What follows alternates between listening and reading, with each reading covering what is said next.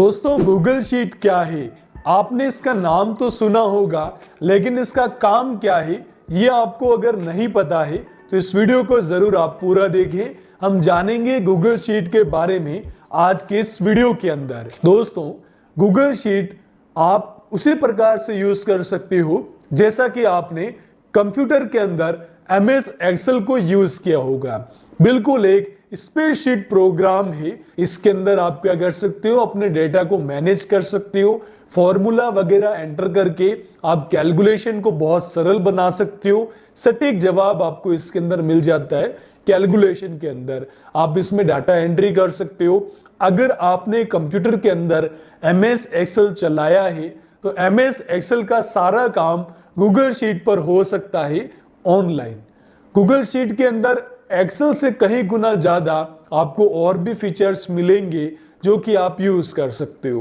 तो सबसे पहले आप गूगल क्रोम ब्राउजर में सर्च करिए गूगल शीट और जो पहला वेबसाइट आएगा उसके ऊपर आप क्लिक करिए।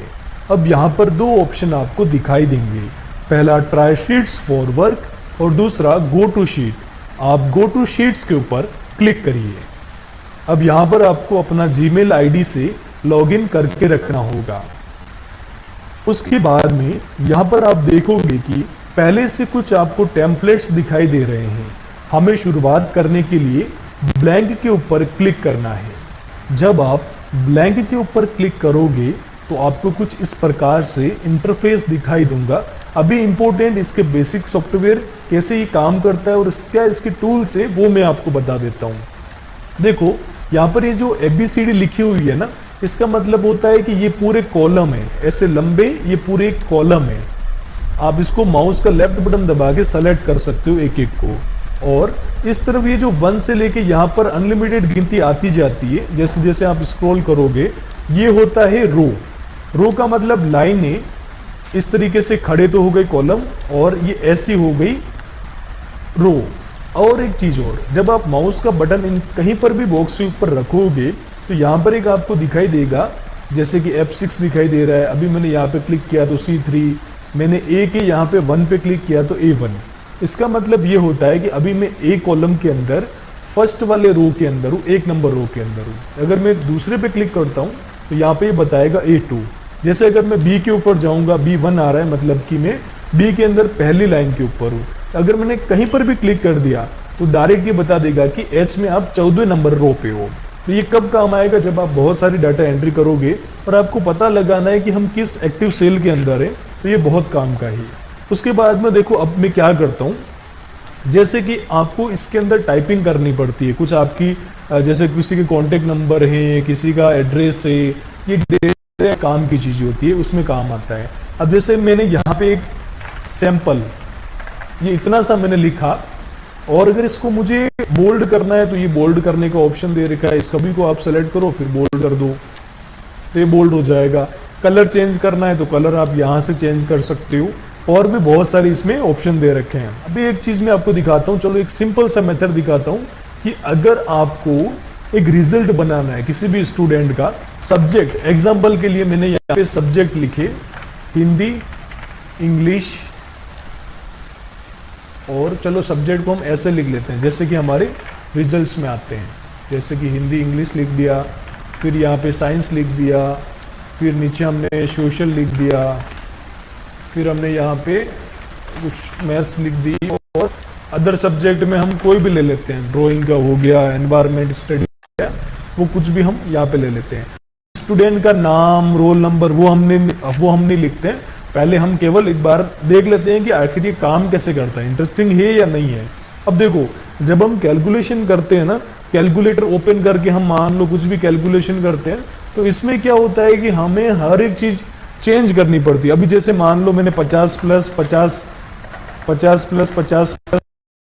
ऐसे किया तो 150 हो रहा था, लेकिन अगर मुझे पता चला कि नहीं, वो शुरू में जो मैंने 50 ऐड किया था ना 50, वो 50 नहीं, वो तो 10 ही था, तो मुझे क्या करना पड़ेगा, अभी ये संख्या कम है तो आसानी लगेगी कि ऐसा लगेगा कि 110 हो रहे हैं, लेकिन जब बड़ा अमाउंट होगा तो कैलकुलेट करने में प्रॉब्लम आएगी, बार बार गिनना पड़ेगा।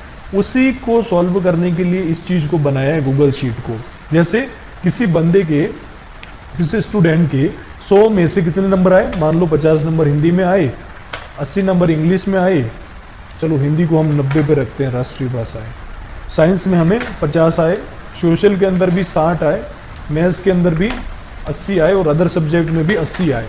अब मुझे इसमें ये टोटल करना है कि आखिर इस स्टूडेंट के टोटल नंबर आए कितने हैं, क्योंकि टोटल देखो यहाँ पे लगभग 6 सब्जेक्ट हैं, तो 6 मतलब 600, तो 600 में से टोटल कितने नंबर यहाँ पे आ रहे हैं वो मुझे पता करना है। तो आप क्या करना, एक अगर आपको रफली पता करना है तो डायरेक्ट माउस से ऐसे सेलेक्ट करो कि यहाँ पे सम में बता देगा कि आपको 440 नंबर मिले 600 में से। ये खास बात है स्प्रेडशीट इस गूगल शीट की, यहाँ पे आपको बता देगा।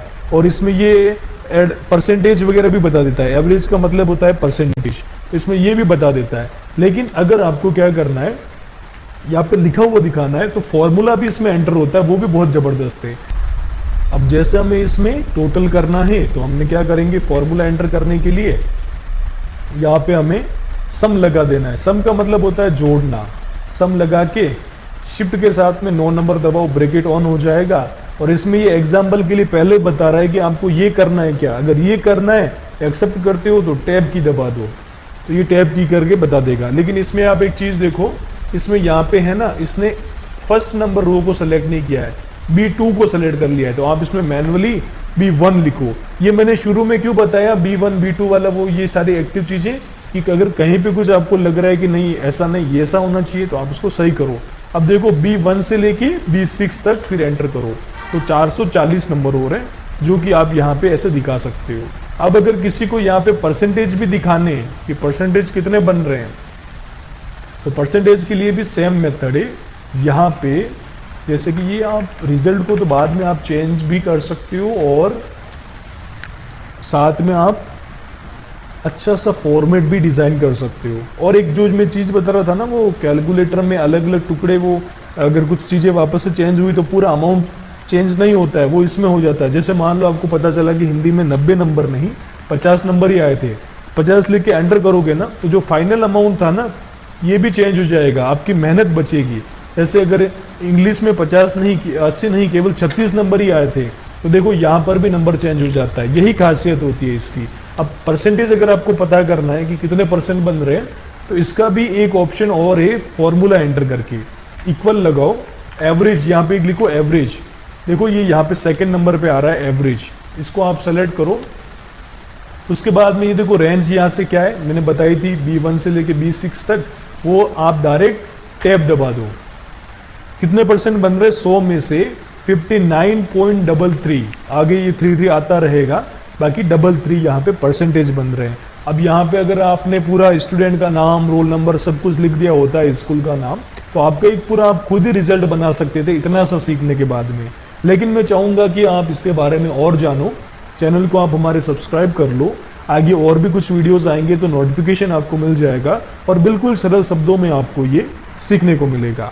तो आपने देख लिया होगा कि गूगल शीट आखिर कैसा होता है और इसके अंदर आप क्या क्या कर सकते हो। ये एक्सेल से थोड़ा एडवांस है क्योंकि ये ऑनलाइन चलता है और बहुत से काम ऑनलाइन हो सकते हैं। वीडियो अगर आपको पसंद आया है, कमेंट करके आपकी क्या राय है जरूर बताएं। नमस्कार।